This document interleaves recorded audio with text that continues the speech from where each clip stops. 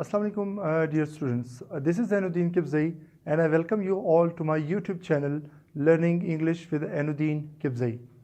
जैसे कि हमने डिस्कस किया था कि हम एक इंग्लिश लैंग्वेज कोर्स शुरू करने लगे हैं जो ऑलमोस्ट 2 मंथ्स का एक कोर्स होगा जिसमें आप लोग बिगिनर्स से एडवांस्ड लेवल तक इंग्लिश के डिफरेंट चीज़ें स्टडी करेंगे।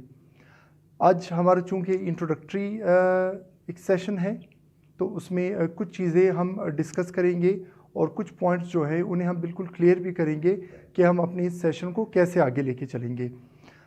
हमारी ये क्लासेस एक ट्रेडिशनल और कन्वेंशनल जो इंग्लिश लैंग्वेज की क्लासेस होती हैं उनसे काफ़ी हटकर होंगी। तो आइए चलते हैं अपने पहले लेक्चर की तरफ। सबसे पहले शुरू करते हैं। आप देखिए, right in the top corner I have written 2 dates, 11/5/2020, 5/11/2020. Now these are actually 2 dates. दोनों डेट्स अपनी जगह पर ठीक हैं। एक डेट जो आपको ऊपर नज़र आ रही है that is the British style of writing down the date, कि जिसमें वो डे पहले लिखते हैं, मंथ बाद में लिखते हैं और ईयर फिर एंड में लिखते हैं। जबकि second style of writing down the date is actually the American style of writing down the date. उसमें वो क्या करते हैं, वो मंथ पहले लिखते हैं, डे बाद में लिखते हैं और फिर ईयर एंड में लिखते हैं। अब ये दोनों डेट्स लिखने का मकसद ये था कि इंग्लिश में जनरली जब हम कुछ रूल्स के बारे में बात करते हैं तो कहीं पर आ जाता है कि ये अमेरिकन इंग्लिश है, कहीं पर आ जाता है ये ब्रिटिश इंग्लिश है। तो एक सिंपल सी चीज़ माइंड में रखें कि wherever we talk about English, we always follow British style of writing English. The reason is British strictly follow the rules and regulations, right? They are quite formal in their approach towards English language. But wherever we talk about the Americans, right, they never follow the rules and regulations properly. The reason is that their style of writing is quite informal. They believe more in conveying a message rather than sticking to the basic grammatical rules and regulations. मगर हमने क्या करना है? We are going to have a very formal approach towards learning and we'll be keeping in consideration all the basic grammatical rules and regulations. तो चलते हैं हमारे topic की तरफ। We are starting ELC, that is English Language Course. English Language Course. अब इन तीनों words में जो वर्ड सबसे ज़्यादा इंपॉर्टेंट है और जो प्राइमरी फोकस होगा हमारा, दैट इज अबाउट लैंग्वेज। अब जब कभी हम लैंग्वेज की बात करते हैं, language is always used whenever we want to communicate, convey our message to the other person. Now, this message can be in the form of written words, in the form of spoken words, or in the form of body gestures. ठीक है, जैसे वो इशारों की ज़बान में बात करते हैं। Now, what is basically a communication? Communication actually means आपके माइंड में कोई मैसेज है, आप चाहते हैं कि आप अपना मैसेज अगले बंदे तक कन्वे करें, तो आप क्या करते हैं, आपके माइंड में जो मैसेज है आप उसको एक कोडिंग दे देते हैं, ठीक है, और आप सेंडर हैं, आपके मैसेज को आप कोडिंग दे देते हैं, coding in the form of words. अच्छा, अब वो कोडेड वर्ड्स जो हैं वो पहुंचते हैं रिसीवर के पास। अब रिसीवर क्या करेगा, रिसीवर आपके कोडेड वर्ड्स की डिकोडिंग करेगा। तो जब वो उसको सक्सेसफुली डिकोड कर लेगा, इट मींस आपका मैसेज ना सिर्फ उस तक पहुंचा बल्कि उसने कंप्रीहेंड भी कर लिया, उसे समझ भी आ गई।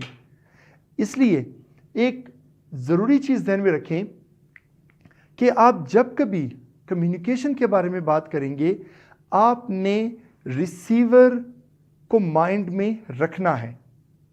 ठीक है, द रीज़न इज कि जब तक रिसीवर आपके मैसेज को डिकोड नहीं करेगा, कम्युनिकेशन कंप्लीट नहीं होगी। ये बताने का रीज़न ये है कि बहुत सारे स्टूडेंट्स जब वो राइटिंग की तरफ आते हैं, वो कोशिश करते हैं कि बड़े फ्लावरी एक्सप्रेशंस यूज़ करें, बड़े डॉनिश या जीआरई वर्ड से क्रैम किए हुए वर्ड्स यूज़ करें। ठीक है, तो main purpose should be successful conveyance of your message, और आपने कोशिश करना है कि अपने मैसेज को जितनी आसानी से रिसीवर तक पहुंचा सके, आपका कम्युनिकेशन उतना ही सक्सेसफुल होगा। अब हम बात करते हैं कोडिंग की तरफ, कि जब कभी सेंडर अपने मैसेज को कोडिंग की फॉर्म में लिखता है, he generally writes sentences, speaks sentences, or in the form of some body gestures. अब जब हम sentences की बात करते हैं, sentences में आपने दो चीज़ें माइंड में रखनी हैं। The first one is something what we know as semantics, right? And semantics is words. The second thing is syntax, and syntax is sequence. यानी आपने क्या करना है, आपने जब एक बात करनी है तो आपने वर्ड्स की सिलेक्शन करनी है। ठीक है, प्रॉपर वर्ड्स, एप्रोप्रिएट वर्ड्स, और वो क्या होंगे? सिमेंटिक्स। इट मीन्स वर्ड्स की सिलेक्शन। अब सिर्फ वर्ड्स की सिलेक्शन करना ही काफ़ी नहीं है, बल्कि उन वर्ड्स को किस सीक्वेंस में, किस ऑर्डर में लिखना है, that is also very important, और हम उसे कहते हैं सिंटेक्स। जैसे आपने सुना होगा सेंटेंस स्ट्रक्चर के बारे में। तो इसलिए हमारा ये इंग्लिश लैंग्वेज कोर्स जो होगा, इसमें हम दोनों एस्पेक्ट्स को साथ लेके चलेंगे। इट मीन्स कि हमारा फोकस सिमेंटिक्स पर भी होगा, मगर उसके साथ साथ ज़्यादा इम्पॉर्टेंट हमारा सिंटेक्स पर होगा। ठीक है, यानी आपने अगर कोई बात करनी है तो आपने मैसेज कैसे कन्वे करना है, वर्ड्स की सिलेक्शन और उनका एप्रोप्रिएट यूज़। और एक और चीज़ ध्यान में रखें, जब कभी हम बात करते हैं सिंटेक्स की, आपने एक वर्ड काफ़ी सुना होगा, ग्रामर। ठीक है, grammar actually means the proper sequence of words in a sentence. तो जब हम ग्रामर की बात करेंगे तो हमारा फोकस किस चीज़ पे होगा? सिंटेक्स पे होगा। एंड ऑब्वियसली आपने जब अपना मैसेज कन्वे करना है तो आपने अप्रोप्रिएट वर्ड्स की सिलेक्शन भी करनी है, right? Now this was our introductory lecture, कि जिसमें हमने ये डिस्कस किया कि लैंग्वेज क्या है, कम्युनिकेशन क्या है, और आपने अगर अपना मैसेज किसी तक कन्वे करना है तो उसके लिए आपने किस तरह वोकेबलरी यूज़ करनी है, सेंटेंस स्ट्रक्चर की क्या इंपॉर्टेंस है। और उसके साथ साथ हमने एक बहुत ज़रूरी चीज़ पढ़ी कि जब कभी हम बात करेंगे ग्रामर के बारे में, जब कभी हम बात करेंगे इंग्लिश लैंग्वेज के बारे में, हमारा फोकस होगा British style of writing. The reason is they strictly stick to the rules and regulations related to English grammar, and they are quite formal in their approach towards English language. तो ये एक structure है, और like I told you कि हमारा lecture काफ़ी different होगा. It will not be a conventional one, it will be a more of a conceptual one, कि जिसमें हम डिफरेंट कंसेप्ट्स डिस्कस करेंगे, और उसके बाद फिर हम उससे रिलेटेड जो MCQs हैं वो सॉल्व करेंगे, ताकि आपने जो कुछ पढ़ा है, अगर आपका कंसेप्ट क्लियर है तो आप फिर उसे प्रैक्टिकली सॉल्व भी करेंगे, ताकि आपको आइडिया हो जाए कि जो आपने पढ़ा क्या आपके कंसेप्ट्स प्रॉपरली क्लियर थे या नहीं थे. So all you need to do is subscribe to my channel.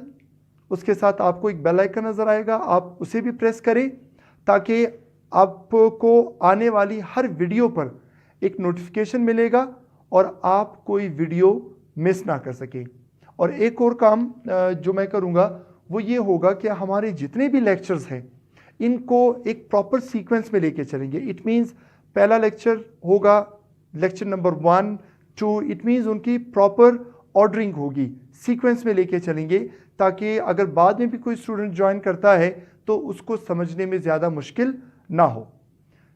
इसके बावजूद आपको अगर कोई भी कन्फ्यूजन है, कोई भी आपने क्वेश्चन पूछना है, आप कमेंट बॉक्स में कमेंट कर सकते हैं and I will be there to respond to all your queries and other related matters. Thank you very much. See you soon. अल्लाह हाफिज़।